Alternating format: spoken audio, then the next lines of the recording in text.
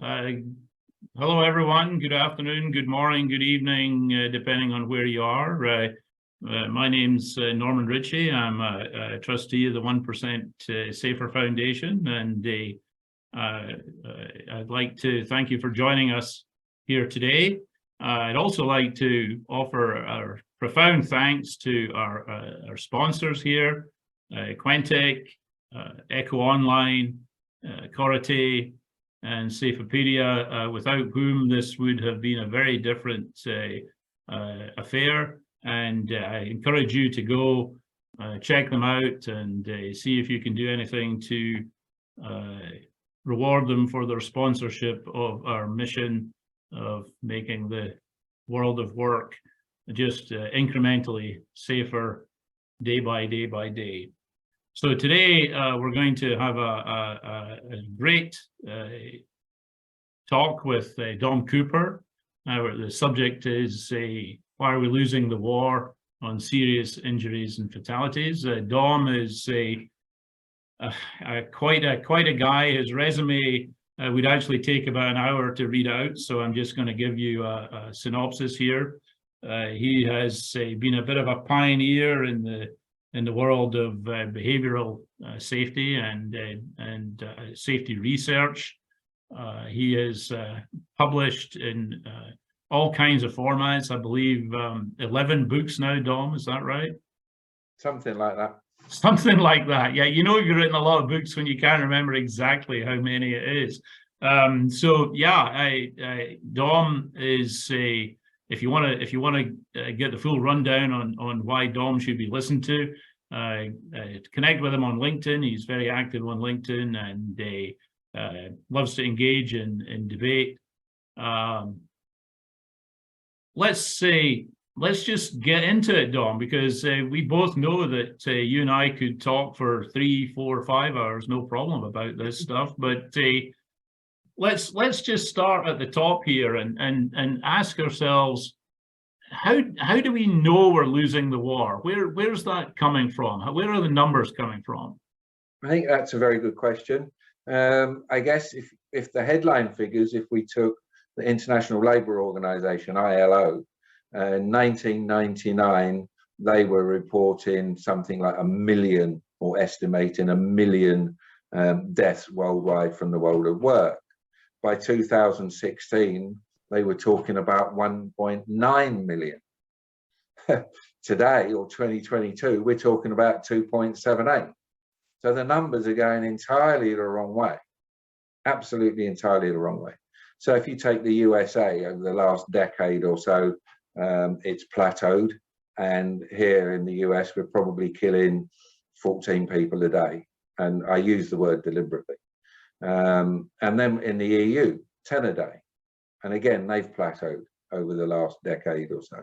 The UK and the Australians are a little bit better. We're down to 4 a week, which is still pretty consistent. New Zealand, I had to look at New Zealand, we're down to 1 a week. So perhaps they're doing better than all of us. So it's the numbers are there. It doesn't matter where you look. What you can't get, so you go to EU and they don't seem to have a global EU figure, which is a bit of a shame. They're still working on it. In the US, you can't get an up-to-date one. The figures are always 2 years behind, which is, again, is a bit of a problem.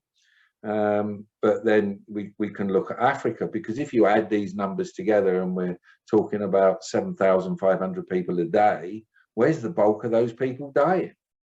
And obviously, Africa is going to be one of those places because they don't have the systems necessarily in place. I go to Asia and people tell me, oh, Asia's terrible. Actually, it's not.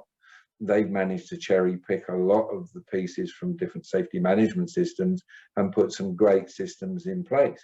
I mean, you even got countries, I mean, think of Indonesia, where they said you will have a safety culture by the end of the year, which is terrific because everyone's already got a safety culture. The question is it good, bad, or indifferent? But, you know, those kind of things. So is there enough granularity in the data to kind of point to particular industries where they're perhaps more behind than others? Yeah, Or to be more optimistic, are there more? Is it possible to point at some sectors where they're perhaps a little more advanced than others, where perhaps we could see that there is actually some progress being made in this war against serious injuries and fatalities? I could be facetious and say offices, but I know of CEOs who've tripped and gone down the stairs and broke their necks. So no, not really. The main industries with the most injuries seem to be construction, manufacturing, transportation and warehousing, agricultural, forestry, fishing, hunting, those kind of things, and mining. So these are all high risk activities. And of course, deep sea fishing is one of the worst as well. So we've got all of these different things going on. I think in terms of granularity, one of the things I was looking for, well, who keeps being affected? And here we go, and it's particularly relevant to me because I was itinerant. It's itinerant workers by and large. So we're talking about temporary, casual, or part-time workers in small to medium enterprises.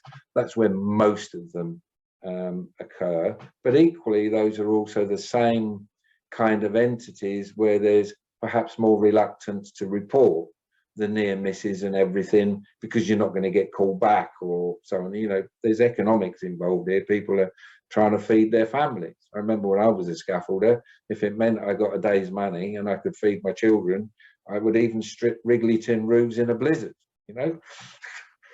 And I did it. Watford Telephone Exchange, you know. So you do what you need to do for money. But I think it's relevant that it's a lot of this temporary, casual or part-time workers. I think that's key. And I mean, I keep hearing this thing 0-hour contract in England. I don't know quite the details of them, but it seems to me you just get called in as and when you're required. That would fit in this thing. And when you think Britain has, on average, since 1986, some 24,000 per annum serious injuries and fatalities, then the 0-hour contracts probably aren't helping a lot either. Yeah, and I think that gig economy concept is becoming more and more prevalent. I've seen it, for example, in the US and Canada, and also to some extent, but less so in Europe. And I think when you're in that kind of situation, there is a tendency to try and tough it out. Would you agree? Most definitely.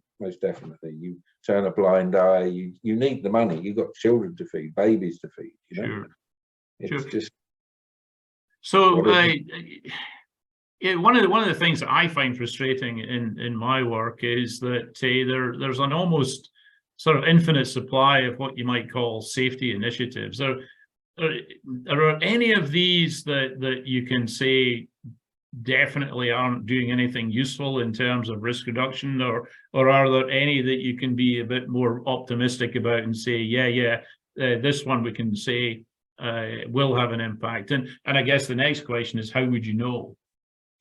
Jolly good question. So, okay, so as most or as some of the listeners might know, I wrote a paper challenging safety too, called Emperor Wears No Clothes. And it was well received in some quarters and absolutely despised in others. But that's fine, you know, this is about the science, you know, what are we doing? And I was challenged by, it was actually Christophe Lacoze, I've been challenged by him to broaden my horizons and look into the various aspects of this approach and look at the evidence. So it's exactly what I'm doing. Hey, now just a point here, Dom. I'd like to mention to our audience that there are very few people in this world who have a broader perspective than Dom does. He's a guy who's kind of seen a lot, done a lot, pretty much across the board. So that's a little bit disparaging, Dom. Right, it is. But okay, so let's look at this. High reliability organizations. Let's become a high reliability organization. BP tried to morph into one from the year 2000. We've had Texas City, we've had Deepwater Horizon. It's all about collective mindfulness. There was a longitudinal study done by the FAA, the Federal Aviation Authority, and that piece of work showed that it took 97 years to get the 5 principles associated with incident reduction. 97 years. And a lot of these works and these things I'm talking about have been appearing in shponline.co.uk, which is a monthly blog that I've been invited to do. So I've been exploring it, as Christoph suggested I do, and I've been exploring it and looking at the evidence base and seeing what we find. So high reliability organizations, it's not working. It's great if you're a nuclear facility, but it's not easy to translate that ethos of what do you call it, risk avoidance and low tolerance for risk, and high risk avoidance, low tolerance for risk. It's very difficult to translate that out of nuclear into other industries. Well, and I 100%, yeah, and my preference is to talk about high reliability operations rather than high reliability organizations, because even in nuclear, sure enough, there's a core of high reliability operations holding the nasty stuff in, but those are surrounded by the same kind of chaos and nonsense that you see anywhere else. I mean, they're doing construction, so they have all the same problems as in the world of construction. They're doing maintenance, so people are running forklifts into each other and dropping stuff, and scaffolds are falling down. So I can imagine that it's almost an impossible ask to try and make an entire organization into an HRO. Exactly, and I think BP learned the lessons that you can't do it, and you can't just wave a magic wand. But then now you've got resilience engineering, which is a spin out, because one of the legs of HRO was resilience, and you've got resilience engineering, all this safety 2 stuff. And a review of 47 studies specifically to safety showed that there was no impact on safety performance whatsoever. You look at 460 odd studies looking at performance in general, again, no impact. So it's like, And then we go, the children of resilience engineering would be safety differently and HOP. So I've got evidence, and I've put it on LinkedIn, and showing that those 2 approaches increase the incident rate in the first 4 to 5 years. Funnily enough, in the Daily Mail today, and I've just put it on LinkedIn maybe an hour ago, there's a redesign of a roundabout in Cambridge, following safety differently and exhortations, Sidney Decker's exhortations to let pedestrians, cyclists and cars all mix up, don't worry, they'll adapt, has led to more accidents and deaths. What a surprise. Hello. But now it's made national news. So people need to approach these things very carefully. Then there's 2 other aspects of this. There's actually 3. Take psychological safety. Psychological safety today is everywhere. Everyone's banging the drum of psychological safety. In relation to occupational safety and health, it's supposed to lead to improved incident and error reporting in hospitals and the like. It doesn't. There's been studies where you've got high psychological safety as determined by surveys over a year, and then the last 6 months reporting goes on. You've got comparisons between high and low psychological safety units, and it makes no difference. Absolutely no difference. It doesn't lead to any additional reporting. We've got the same with a just culture and a no blame culture. And in no blame cultures and whatever, they're actually the models, Patrick Hudson's model and accountability models and so forth, are aimed at the front line, and they shouldn't. They should be aimed at managers, because 80% of all process safety disasters are caused by management. Right. I mean, there's the acts of people that we want to try and influence to be different are not necessarily at the pointy end of the stick. They're somewhere at the in the past often, and geographically remote from where the bad events actually occur. Right, and if you take in the US, 50% of all patient safety malpractice suits relate to 3% of doctors. What are we doing? We're not holding people accountable, and we should do, which would then move the thing forward. And then the last one I want to discuss is mental health. Mental health is another one that's dependent on other things and people doing things, but you're not directly influencing it per se. And again, we can see in Britain in 2017, I think it was, there was a Mates in Mind initiative across the entire UK construction industry. And that year they killed 7 more people. So it's crazy. So now we take, if you take, sorry, Norman, if you take all of these things together, HRO, resilience engineering, SD, HOP, mental health, just culture, and psychological safety, they are all epiphenomenons. They are all byproducts of doing things. Now, an epiphenomenon cannot predict another epiphenomenon. So if you're trying to get resilience, you cannot predict it's going to have an impact on safety performance or SIFs. And likewise with psychological safety, it's an epiphenomenon. You can't say it's going to have an impact on SIFs. It's the same for just culture and so on. So, and it's taken me 3 decades to get to this insight. And it's the result of this talk that's forced me to go, what is it? What is it? What is it? And there it is. There's the answer. We're focusing on the wrong things. We're creating byproducts from all these other things that we're doing, and we're expecting it to impact on SIFs. And the answer is it doesn't. The evidence overwhelmingly shows it doesn't. So let's stop focusing on things that are byproducts, because what works, when we actually look at what works, and again, we published a paper on this in, I don't know, 2019, safety culture in Britain certainly led to a downward trend in minors. I think it ended up 66% reduction in minors, but it didn't have much of an impact on, it started to have an impact on SIFs. Then the regulator changed the way that you count accidents or record accidents. That tripped it up. We waited and see if it would get back better. There was plateaus. Then CSR, the corporate safe, sustainability reporting came in, where the organisation said this is how many SIFs we've had and so on. That led to a big downward thing. Then again, the regulator messed around with the accident statistics and reporting and recorded, so that's upset it again. I mean, it's very interesting. You take the US, 1 day off is a SIF. In Britain, we're talking about 7 days. Talk about massaging your data. Why are we at 7 days? It should be 1 day. You know, if you've hurt someone, you hurt someone. End of story. So there's a whole lot that needs to be done, but there's politics involved right across this field. Oh, absolutely, absolutely, and money making to be done too, I guess. So they one of I use the term risk washing to describe all this kind of frenetic activity, the frenetic activity that doesn't actually do anything useful. Exactly. But that's, you know, I'm sure there are a few people who are listening in today who are kind of concerned now that everything they're doing might not make a difference. So what could you suggest to them that would actually make a difference, and how will they know? That's a good question. So when you look now back at what we've been doing for the last 3 or 4 decades since Chernobyl and so on, and Piper Alpha, safety culture does work. We've got maturity models and everyone dismisses them, or how can you do this and how can you do that? Well, actually now they're beginning to show they're related to actual safety performance. Brilliant.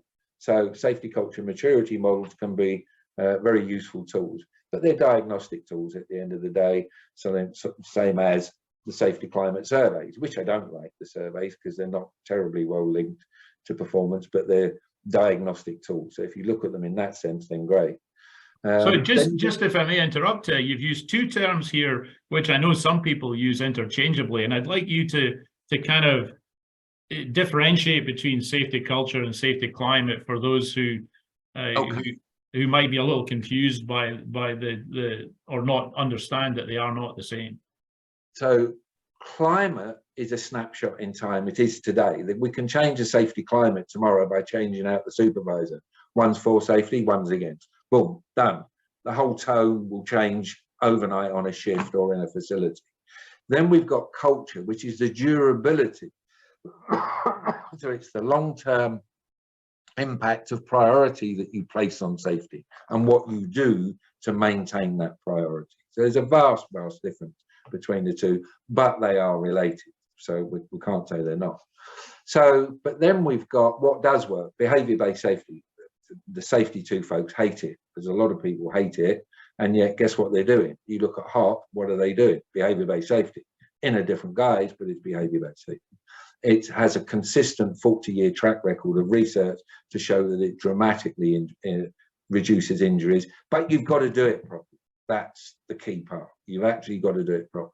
So that I think that's the number one challenge really, is that for a lot of people, they've seen a behavior-based safety program basically stagnate and cease to really make a difference, other than producing pie charts and graphs and so forth. Where do you think people have gone off the rails, Don? They don't analyze the data properly. They don't give feedback as they're supposed to do. They go lean. I mean, there's even companies who actually promote lean, which is fine and it can work. And you've got steadier and slower processes. And they're all, anyone who's doing behavioral safety, even if you get to the point where you just kind of going around spinning your wheels, or you think you are, you're actually not. Have a look at it, refresh it, change the behaviors you're looking at, change the people involved, switch it up or whatever. But keep doing it because it works, okay? And then you've got, and a good one is the human error, where you're looking for situational human error traps. So Alcoa, 2011, 2012, they introduced this thing of human error traps. Let's go and identify human error traps. They gave it to the guys, so it's an employee engagement exercise as well. And before the start of a shift or before the start of a project, the guys would look around and say, where's a potential for human error? And it was great. For 2 years, incidents went down. And then I don't know what happened in that company after that, but then they all bounced back because they stopped doing human error, which teaches us you've got to be consistent with your approach. So error traps are resurfacing in the within the concept of learning teams, which again is kind of a reinvention of an old lean concept in itself. Right? It's like you said. There's nothing new under the sun, Dom, eh? No, it's just how are you doing this? And what we've got, we seem to have a whole load of safety professionals who are not being taught the right things to do. They're jumping on these fashionable bandwagons because older people are jumping on them and they think it's the right thing to do. So it's not with malice. They just, and I've looked at the IOSH competency model. It doesn't touch on any of this stuff. It's taken, I mean, if it's the 45,001 stuff. And not to say that if you don't introduce a safety management system, you don't impact performance, because you do, and there's evidence that you do. The problem with 45,001 is if you match all the criteria, then you must be the most employable person on the planet, and you're going to be demanding salaries of 50, 60 million a year, you know, because you've got all the skills going that everyone could ever possibly need. So there's these attempts to make safety profession professional, but it's so diffuse. And again, it's all about money. But they're not focusing on the right things. There's a whole lot that people could do. NEBOSH, for example, used to do a lot on behavioural safety. I'm not so sure it does these days. It certainly should do. It should be a core part of any university curriculum, any NEBOSH course and so on. These people need to know how to do it and analyse it and use the data and so on, because you've got to give people feedback. Everything we do as safety professionals and all the data collection we do is about giving people feedback. And we're not terribly good at doing that. Yeah, I would much rather have some scaffolder on the tools who I can say to him, look, guys, you shouldn't be doing this, you shouldn't be doing that. Can you keep an eye on your mate? And you go and tell him what he's doing right or wrong and coach, give him feedback, than some highly qualified safety professional with 60,000 spaghetti names letters after his name, who doesn't know what he's doing out in the field. Give me someone in the field who's been there, done it every day of the week. But so, again, you're basically what you're touching on there is a bunch of HOP ideas. So you again, really? Nothing new under the sun.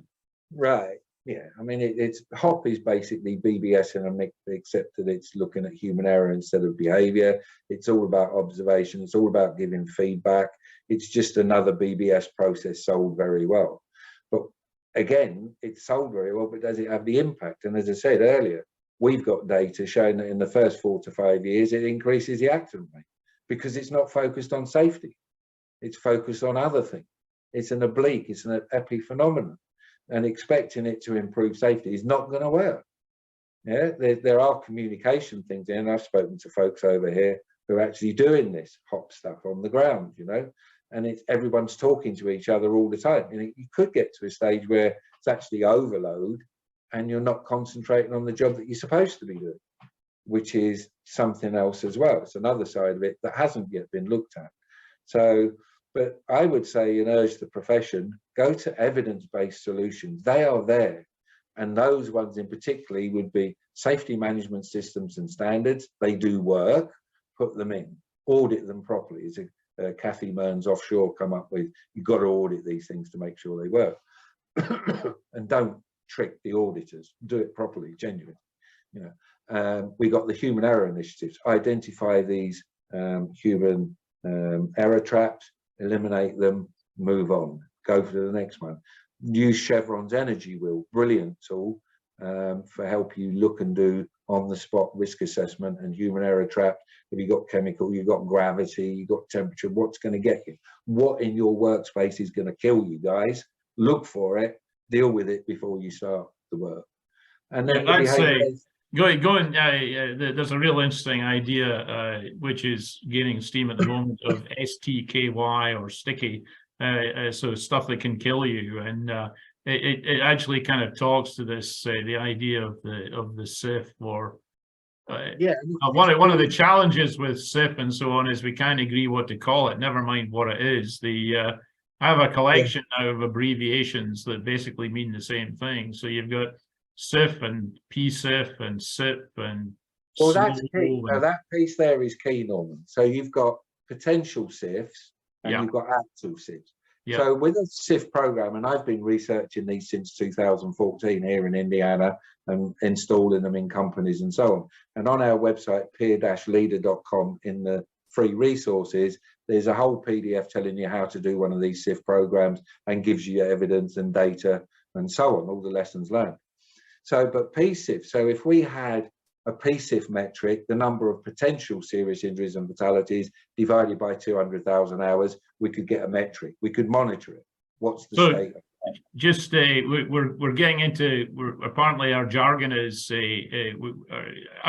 we understand our jargon, but some folks don't. So we got a question there. What is a SIF? Well, SIF is serious injury or fatality. PSIF is potential serious injury or fatality.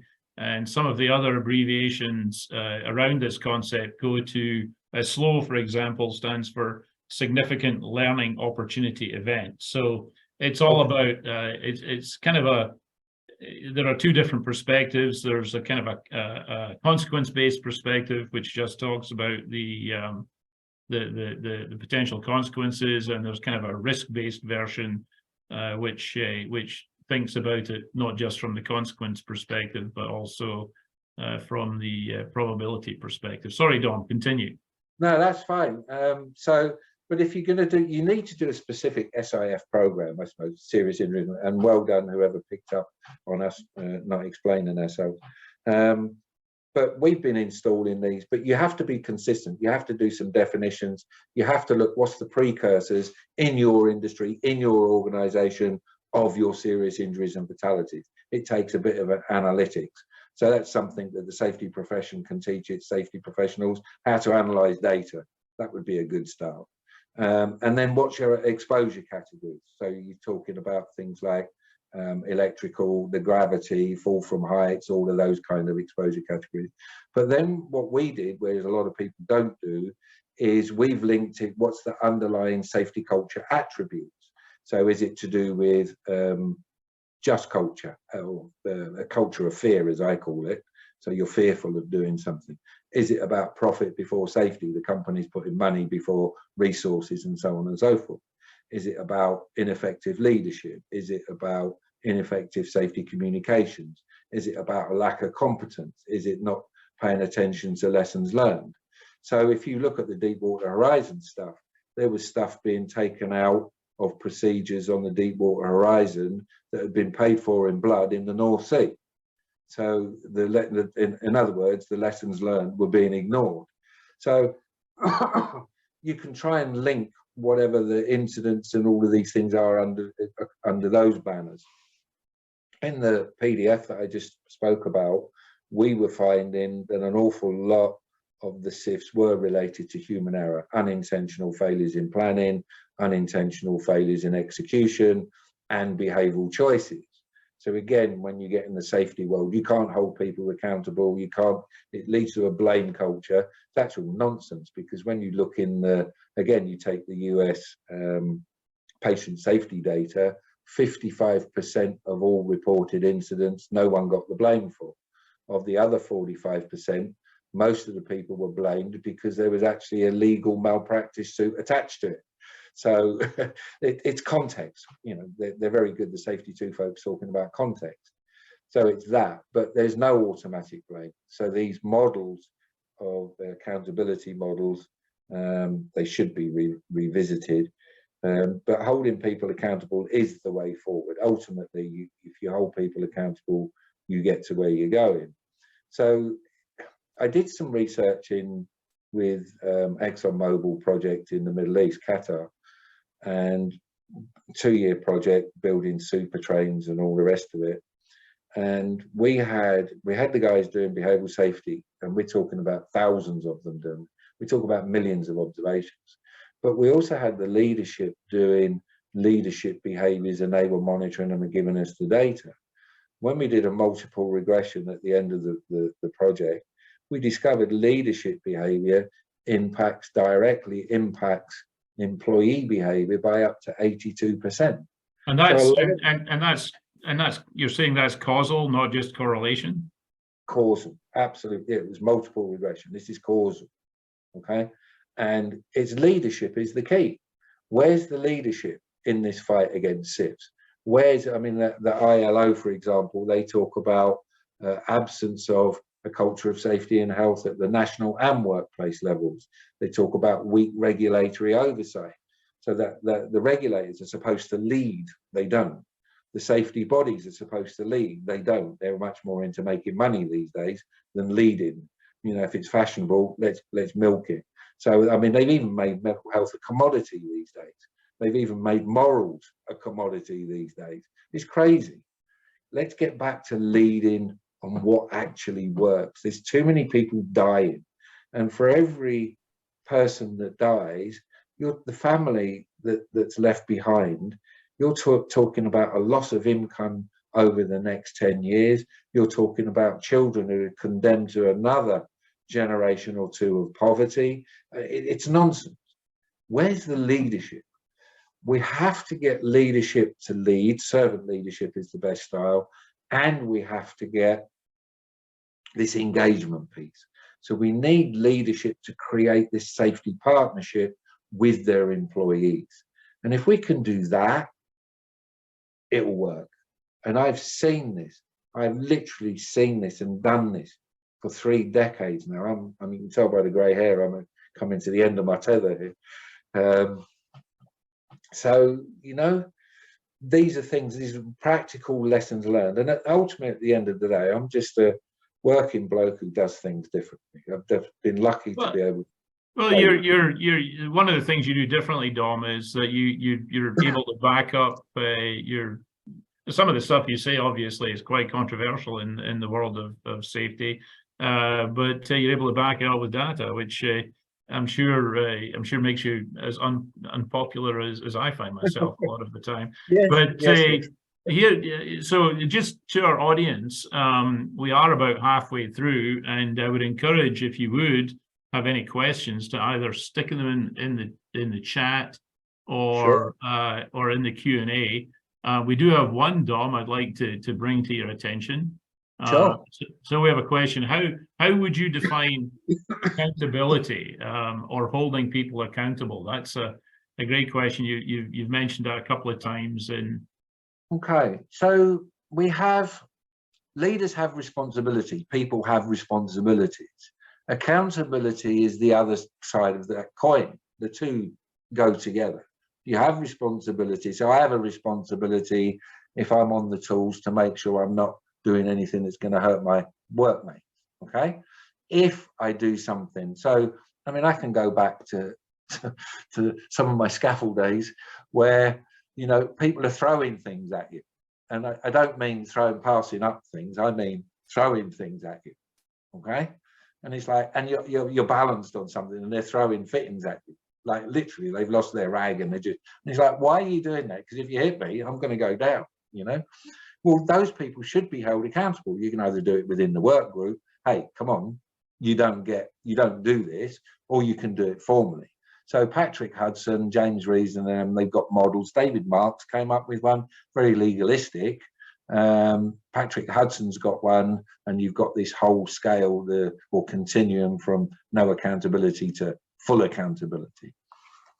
So it depends on the legal situation and those kind of things too. But you can pull someone up very easily, and you can do it nicely.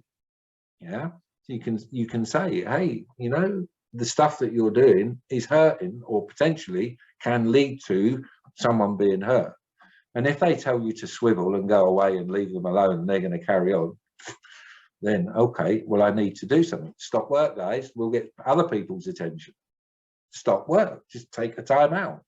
So a couple of things on that then. So you've already mentioned, and I 100% agree that a lot of the unplanned events that we see in the workplace actually have their origins somewhere distant from the front line in time and space. And so how does it's relatively easy to see how you're describing accountability at the front line, but it's a bit harder to do this kind of stuff when perhaps that accountability is a little diffuse. Yes and no. So when I was in the military, I enlisted when I was 17 in the British Army, and in my day, which was a long time ago, we used to go on little tours of the north of Ireland there. So, and while I was there, we were building a wall, and I was the only one in my section who knew how to use a cement mixer. So we laid the groundwork for a wall, and we dug trenches, and we knocked up a mix with aggregate and so on, and put it all in. Great. Went away, came back a few days later, and my corporal said to me, knock us up a mix for mortar. And I looked around and I said, well, where's the sand? He says, what's wrong with the sand the other day? I said, it's aggregate. I need sharp sand. You want mortar? Lay your blocks. Use your sapper initiative. Get a trowel, brickies trowel, take the stones out, lob them in the machine, and then we'll take the stones out as we're laying the block. I said, well, why can't we just wait and get the thing? Do as you're told. Yeah, all right. So I did. Okay. So we didn't have basically the upshot of this is we didn't have the right equipment in the right place at the right time. Now that's not difficult to trace. Who was responsible for ordering the materials? Where did that come from? Where in the chain? So it's not too difficult to track back these things. Unfortunately, it took an incident. So my arm was nearly ripped off. The only thing holding it on was the skin. So I spent 18 months in hospital, and I was Kazivaked and whatnot, you know, like these things happen. It still works, by the way. Look, well done, British Army hospitals, all I can say.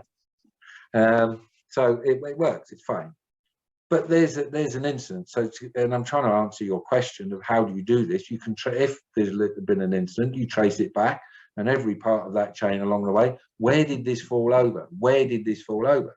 So I can remember being on the container terminals in North Africa, and the guys, you got lashing bars on when they put a container box on a vessel, then they lash them down with what they call the big. There's screws on either end with a thing in the middle, but they call them lashing bars. So you're supposed to have a fork to use them, put them on and twist them. These guys were using steel reinforcing bars from a construction site. And we're like, where's your proper tools? Oh, we've been complaining for 3 years, but we never get them. Oh. So then me being me, I'm able to go into different parts of the organization and ask questions. And it's like, it turned out that there was filters in the lower levels of management, meaning the information and the requests never got up into the purchasing and supply. So again, you can track it. You can say, okay, we need to deal with it. So we did, and we did it nicely. The guy was held to account, but all the guys, they were held to account, but nobody got damaged for it. It didn't ruin their career or whatever, you know. We're just saying if the guys say they need this, and it's for a good reason. you know? Right. And so when you talk about that kind of accountability, you're not talking about firing people or taking them outside and No.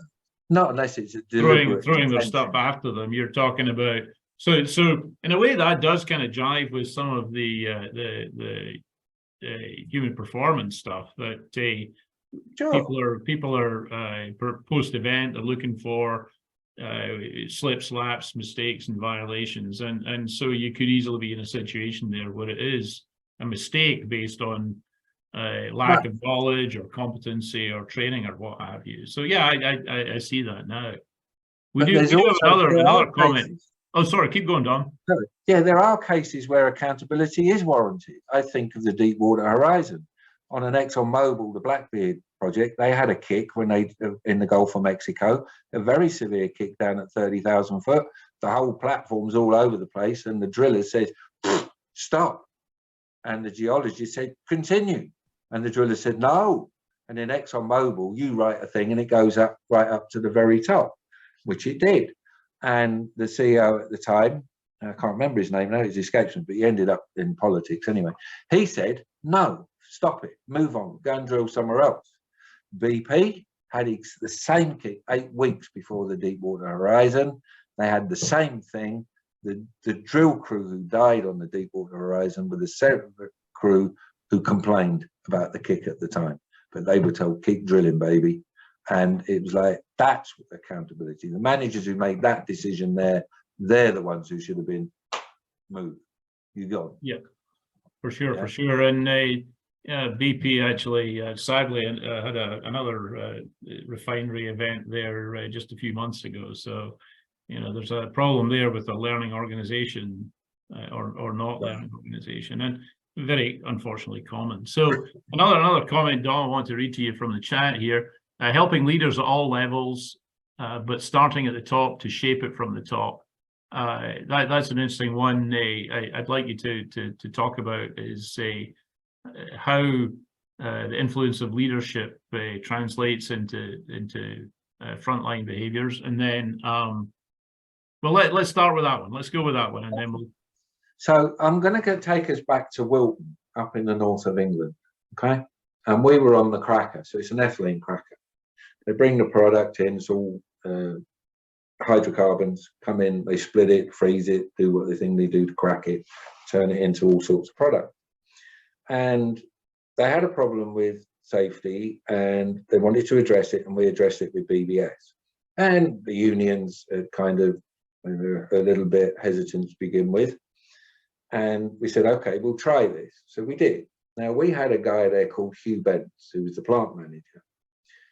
Hugh Bentz was amazing. Paul Booth, his boss, was amazing. Both of them were absolutely amazing. And they said, "What do you need?" "Well, we need this and that and the other." And then the union guys, we had a coordinator from the union, shop steward, called Paul Rayson. So there was a lot of things about frogs, where you want to put the tools in on frogs and do things, whatever. And we got frogs made to order for what the guys wanted. We had them made, we got them into this. And Hugh Bentz and Paul Booth, okay, that's what you want. And then there was a piece on the top, up on the top of the cracker, 7 stories, Kennedy grating stuff, and a valve had given way, and a guy got sprayed in product, but he had nowhere to go. He just had to stay there till the whole thing was kicked off, but he had to stay there. So the union said, "We want something, we want an escape route up there." And they said, okay. So Hugh and Paul agreed to give Paul Rayson, the union coordinator, £100,000 a year for them to go and fix and design and fix what they wanted. And they facilitated it. And there was an internal market, and Paul Rayson and the guys would trade with the designers. "Well, if you don't help us out with this, we won't help you out with that," kind of stuff. Okay. I mean, at the end of the day, this thing went on for 20 odd years, and they were fixing 15,000 things a year, roughly, little things, big things, during shutdowns, and best safety performance they were having. They got awards and also at the end of the day. But it came from Hugh Bentz and Paul Booth backing everybody and providing the resources that were required. I saw in the container industry, I saw one CEO of an entire, global really, didn't resign. He put his CEO-ship on hold for 2 years so he could become the safety advocate and went everywhere around the globe to these container terminals, telling everyone about the importance of safety. So there are some magnificent, magnificent leaders who, from their own behavior, demonstrate what needs to be done and provide the example for those below. And it's a very simple thing to do, really, if you think about it. Just as you were going through your plant or you're having your everyday meetings or whatever, you just look at someone else who's a middle manager or a frontline manager, you say, how's safety going on down in there? So another one here in North America, Chuck, he was from an agricultural and mining organization, and he would phone someone in the organization at random once a week and just ask them that question: how's safety for you guys down there? Yeah, and everyone initially like, who are you? What are you after? And then everyone realized that this was real. And the guy had a direct link to the ground floor, knew what was actually going on, not what he was being told in meetings. He got the real deal from the people, had a fantastic, fantastic impact. So there's a whole load of a gaggle of very senior leaders who actually do want to do things, but they're not told what they should be doing. Okay, so that is an excellent point, Dom. As someone has mentioned in the chat here, model the way, and I see more and more organizations being run by accountants who have absolutely zero understanding about this. If we're talking about leadership being the key to culture, then how do we as safety and risk management professionals reach these people to help them? Because I'm an optimistic guy, and I feel like maybe they don't know what they don't know. Right. Well, what I do and what we've been doing, and there's on our website, behavioralsafety.com, behavioralsafety.com resources. Go to resources, loads of free stuff. We just keep putting it up there and giving it away.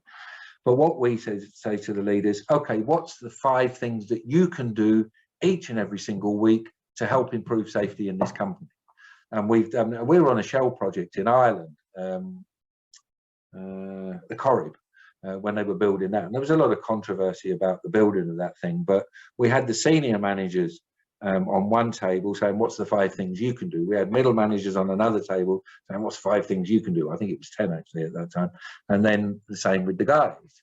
And they would all come up with them. And then we'd say to the senior managers, okay, tell everyone else the 5 things that you think you should be doing. So they would. And I'd say to the others, you can vote. Do they keep it or do they get rid of it and rework it? And so we had this thing going like the European Song Contest, you know, like they would talk about a behavior like, God, that one's no good, that's silly, yeah? Or, yeah, that's a good one. And then the next thing, you know, they're putting this in, they're recording, do you do these behaviors, yes or no? So they record it. You trust the managers and the leaders to record that they're doing this each and every week. And you can get, that gives you data, you can give feedback to these management teams. Actually, you're not doing as well as you think you are, or you're doing much better than you think you are. And you do the same for the middle managers, you do the same for the frontline managers, and it works. How do you think we got record performance in Qatar with ExxonMobil? Those leadership behaviors, that's how we were able to work out this direct impact. So you let these leaders and the middle managers and the frontline managers come up with what they can do in their sphere of operation. We're not telling them what to do, we're asking them. Then we put it on some kind of checklist and say, okay, monitor yourself against that each and every week and let us know how you're doing. And it's very simple to knock up a database these days. I mean, we got software that carries it, but I'm not here selling. So, but you can knock it up, you can do it in Excel, you can do it on your own thing. It's very simple to knock up an SQL database these days. So would you class those as leading indicators, Dom? And what do you think of the concept of leading indicators anyway? Oh, I love leading indicators and I love lagging indicators. There's a whole movement that says get rid of lagging indicators, and I say go away, you're idiots. Okay, because you need to know how many near misses we're having, how many potential SIFs we're having, how many actual incidents we're having, how many first aids we're having, and so on. Because there's your signals for the impending doom. The train that's coming at you at full speed is there in that data. For all these people out there in the safety world, and most of them are academics for some strange reason, I'll say to you, go away. We need them. The regulators require them. We need them. Equally, and the British HSE, I think it was 2001, did a whole document on leading indicators and lagging. We thought we'd settled that debate, but clearly not. The idiots have come back out. So if you've got a leading indicator, you want to try and make sure that it's linked to actual performance. Does it predict performance? Leadership does, employee engagement does, and the corrective action rate does. Those are three leading indicators that will cover all your bases in one go. Very simple. So just everyone who's on the call, we've got about 10 minutes to run. Yeah, about 10 minutes to run now. So if you do have any questions for Dom, anything you want him to poke with a sharp stick, then please drop them in the chat, and we'll have those addressed. But oh, hang on, somebody's. Oh, anything you have that's as has been mentioned, anything that you want to talk about that you think is worth writing down, just get it in there, and we'll use it to kick off a conversation. But going back to one of the previous conversations, one of the previous questions, Dom, and kind of beginning to wrap up really. Everybody wants to know what works and what is it that gives the biggest bang for the buck, because one of the tenets of 1% Safer is that there are no silver bullets anymore, that what we are trying to do now is kind of incremental in nature, that we're over the years, particularly in what you might call lower level non-SIF occupational injuries, the statistics in many countries tell us that we're doing much better, that we're reducing workplace risk. But maybe there are organizations where risk has reached a level of ALARP or ALARP, meaning as low as reasonably practicable. And we're looking now at as I say, these kind of tweaks that we might do. Any thoughts on where those tweaks might be most beneficial? Well, I think I'm not a great fan of principles, because you end up with epiphenomenons if you chase principles. But create and support an atmosphere of high risk aversion and low tolerance for risk, it absolutely helps set the scene for your culture.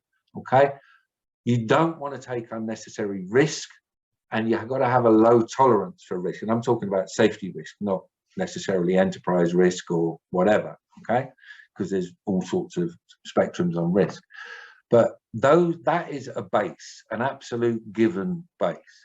Then you need to have what I call a laser-like focus on eliminating human error, traps, and then the serious injuries and fatalities. There are processes and programs that are proven. You can grab them, you can adapt them to your own situation. People like me give you them free. Yeah? We don't even charge money, it's there. But perhaps we should charge money, then you would actually implement them. Who knows? Well, that's maybe a problem, you know, but being Scottish, I love free. I absolutely love free. There you go.